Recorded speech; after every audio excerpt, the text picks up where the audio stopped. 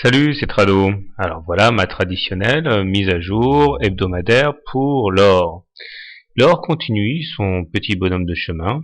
On voit qu'avec succès, il a effectué plusieurs rotations dans le canal haussier et aux dernières nouvelles, la dernière rotation qui a mené à un contact la semaine dernière, eh bien, a produit ses effets puisque cette bougie, celle de cette semaine, montre des velléités haussières et nous arrivons, excusez du peu, à nous affranchir et de la M20 ici et de la fameuse oblique rose qui jusqu'à présent s'était révélée très difficile à dépasser puisque nous avons eu besoin de plusieurs tentatives pour que celle de cette semaine soit couronnée de succès.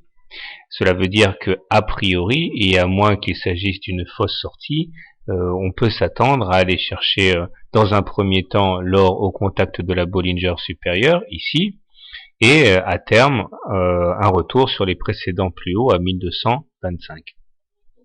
Toujours est-il que un petit coup d'œil du côté des indicateurs techniques montre que le patient est en rémission, mais on ne peut pas pour l'instant déduire que on puisse le sortir de l'hosto, parce que regardez, le MACD est sous son signal et il est décroissant, le momentum est toujours en dessous de 0, seul le stochastique, qui est plus nerveux que le MACD, présente une configuration très positive.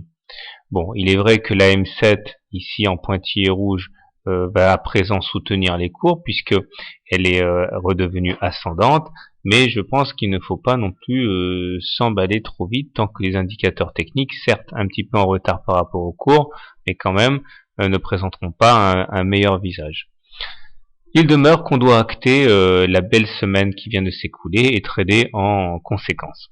Alors du coup, comment trader l'or sur cette unité de temps? Je pense que si je devais acheter l'or, eh bien je rentrerai sur les niveaux actuels, je mettrai un stop loss en cas de cassure en clôture du support à 1083.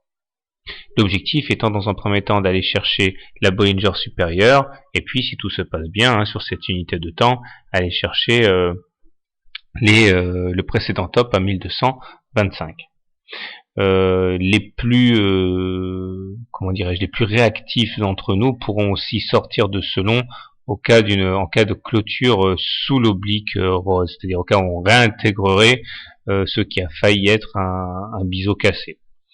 Maintenant, si je devais shorter l'or, je pense que j'attendrai à présent qu'on aille défier la Bollinger supérieure, et c'est sur ces niveaux que je shorterai, avec cependant un stop loss en cas de clôture au-dessus de la Bollinger supérieure.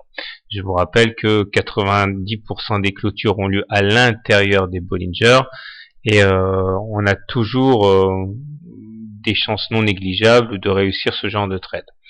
Bien sûr, à condition de ne pas rester à l'intérieur, dans le trade, au cas où on clôturerait en dehors, parce que là on risque d'avoir des poussées assez virulentes, et ce serait assez suicidaire de shorter contre la tendance. Donc, personnellement, je vais privilégier les longs, mais quand même avec le doigt sur la gâchette, parce que les indicateurs techniques ne sont pas encore remis. Bonne semaine, bon trade, et à bientôt.